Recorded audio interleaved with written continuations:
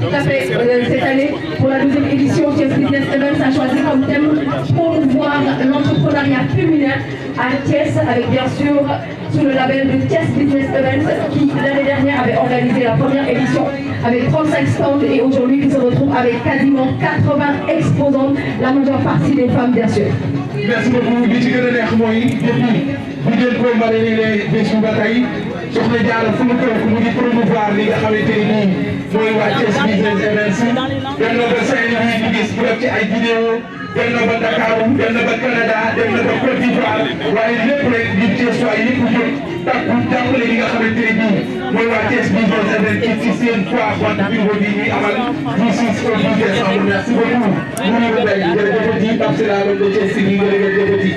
Bien sûr, Didier, elle a vraiment participé énormément, enchantée d'avoir reçu le titre de marraine d'honneur de cette deuxième édition. Et je le répète, comme tu viens de le dire, elle a fait la promotion lorsqu'elle était en séjour à Saint-Louis. Elle a fait la promotion lorsqu'elle était à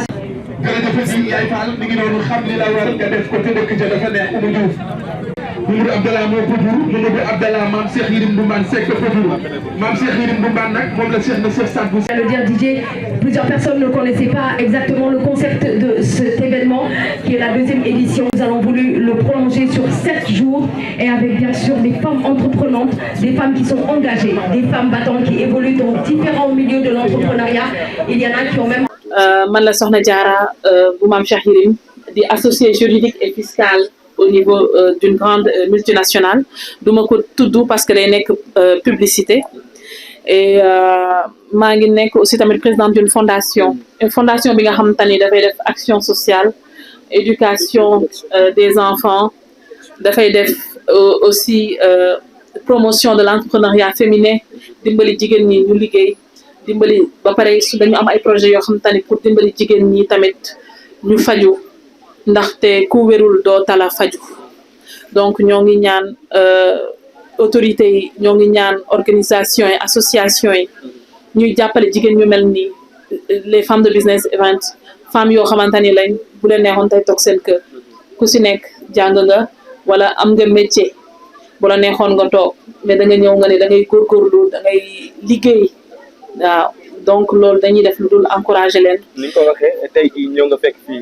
80 stand par rapport ak année dernière boo xam te ni daanaka ay 30 rek ñoo fi nekk kon loolu itam yokkute la ci biir. loolu yokkute la te dafay wane seen jàmbarte ndax ku amoon 30 stand tey nga def foiru 80 ça veut dire que li nga doon def fulla la li nga doon def fayda la li nga doon def lu nit ñi bëgg lañ bu fi defoon loo xamante ni Thiès dafa xat.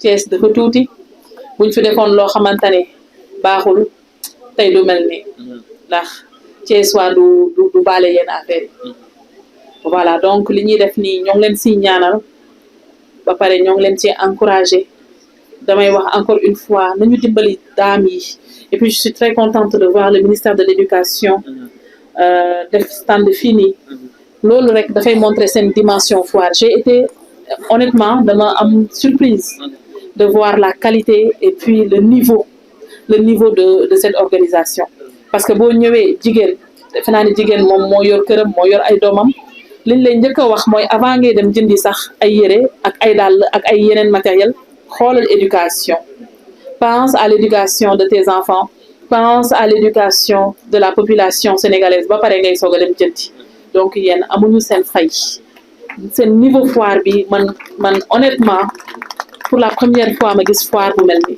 boo xamante ni xam ngeen ne ay jigéen ñoo fi ñëw mais da ngeen leen wax dem leen ngeen xool éducation ba pare en collaboration avec le ministère de l'éducation soogay ñëw ci leneen yéen vraiment yéen vous êtes des gens à encourager. bu njëkkaat comme ni la ko waxee sànq rek ci tubaab dañu daan gis Dakar mooy gën a amal genre foire yi mais gis nañu ko Thiès de plus en plus mu ngi koy organiser kon loolu itam yokkute la ci dëkk.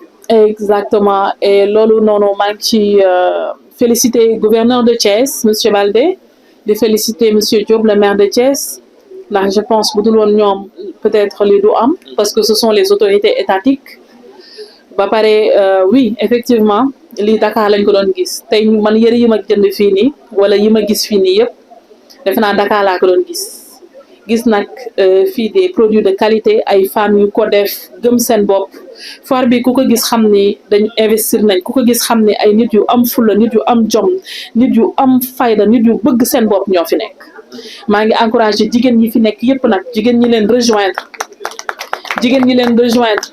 parce que dañuy wax ni concept bi mooy she for her mooy elle pour elle jigéen day jàppale moroomu jigéenam jigéen warul nekk obstacle pour moroomu jigéenam te lii ngeen di def nii loo xamante ni la lu autorité yi war a teg bët la ay jox leen ay financement aider leen structurer leen xool nan nañuy def pour gën leen pousse ngeen dem seen yoon en tout cas maa ngi leen di féliciter bu fekkoon ni si c'était à recommencer di may ñëwaat réccuwuma lu ma fi ñëwee ces braves dames gis leen ànd ak la délégation de Astou Mbaye tamit ñu ñëw loolu rek mooy wane she for her mooy jigéen day jàppale jigéen ànd ak fondation bi avec la vice-présidente de la fondation ma sœur Adjikodu Diouf ànd ak membre fondation bi yëpp protocole yeeg yooyu yëpp Assane Gueye et voilà jigéen place am moo ngi ba léegi ci kër ga man de d'accord ma ñu ni jigéen dafa war a génn ci kër ga ndax jigéen c'est le poumon mooy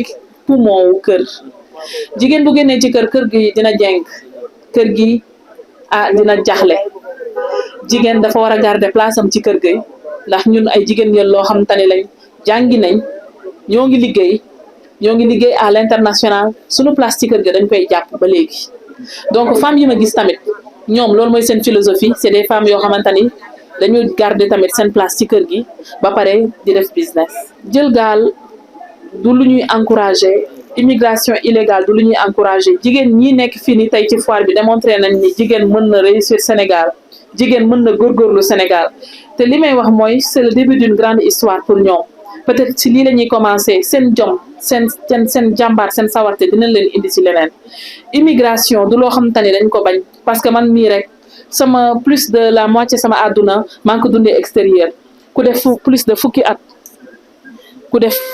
de fukki at France dëkkoon États-Unis def plus de fukki at Canada defe naa ne kooku xam na lan mooy immigration mais man li ma bëgg mooy nit ñi jigéen ñi xale yi góor ñi sax gëm ni immigration baax na mën nga ko dem defi bu fekkee ne am nga possibilité légale pour def ko mais bu dul loolu toogal sa dëkk nga liggéey sa dëkk. lépp moo leen gënal enveloppe bi donc bu ko xeeb ndax da nga jógee ci événement te terewul da nga sol sa dàll woote ne premier jour bi lay ñëw munoon nga ne da ngay xaar ba dernier jour bi wala xaar ñu tànnal la bis mais da ngaa woote ne déedéet comme mercredi ngeen di ubbi foire bi incha allah damay bokk ak yéen ouverture boobu sol sama dàll ànd ak sama délégation te ñoom it fàttewuñu tamit gërëm ñi nga àndal ñëpp muy groupement bi nga àndal muy sa équipe muy sa chargé de protocole chargé de communication tamit muy ay nit yoo xamante ni jiitu nañ fi te tamit def nañ liggéey bu mucc ayib remarque yi nga def yëpp dañ suñu xol daf ci gën a sedd mënoon nga ñëw loxoy neen day mel ni moo ñuy dàqal lépp ndax li ñu xelal balaa ñuy commencer rek moo ñu gënaloon lépp ndax teg nga ñu ci yoon tette nga ñu wan nga ñu fi ñuy jaar xamal nga ñu ne 3e édition mun nañ génn sax Sénégal te loolu bañ ko dalee commencé daaw ak ren dégguñu ku ñu wax lu mel noonu donc sant yàlla ba ñu yàlla boole ku mel ni yow koo xamante ne mun nga ñu won yoon bi ba tey ñi ma leen tuddee ñoom muy les lions de la ville du rail ñuy toog ba 3e édition bi di nekk incha allah 200 pourquoi pas 250 stands merci encore une fois madame Diouf. 4 coins yi waaw premier bi dafa bind bon courage vous êtes capable. Vous êtes merveilleuse. I love you. Qui veut dire tout simplement je vous aime.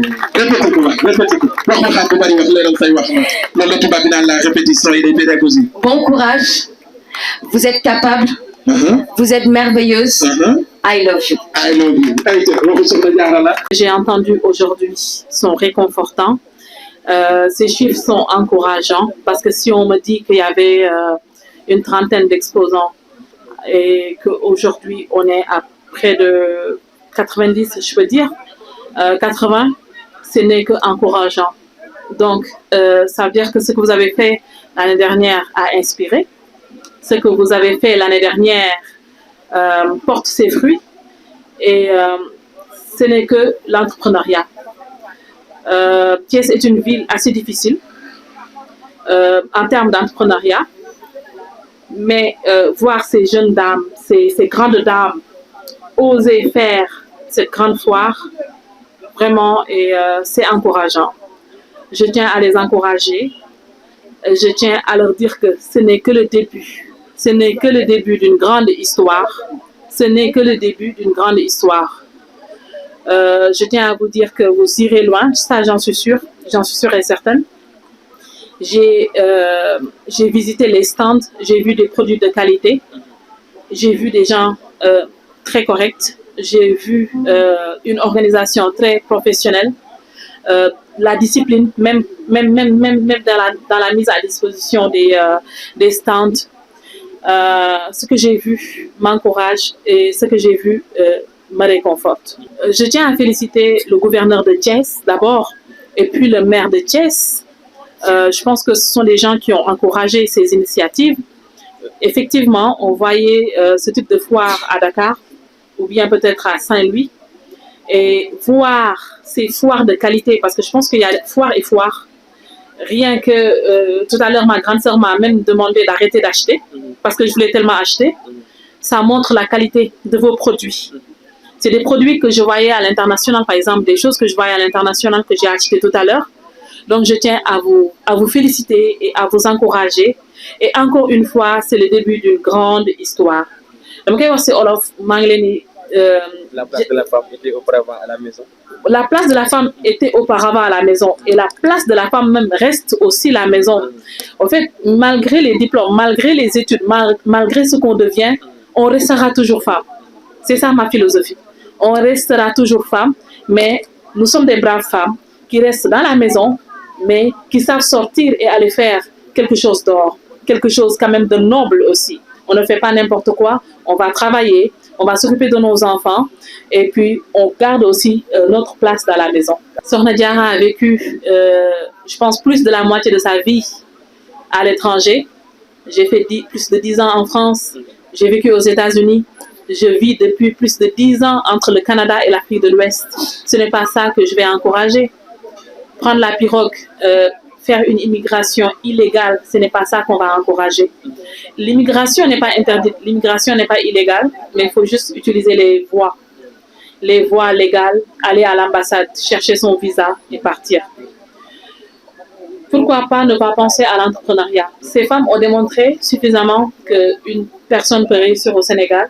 Une personne pourrait réussir au Sénégal, aller même faire son business, aller faire des achats à l'étranger, faire des rotations, des allers-retours.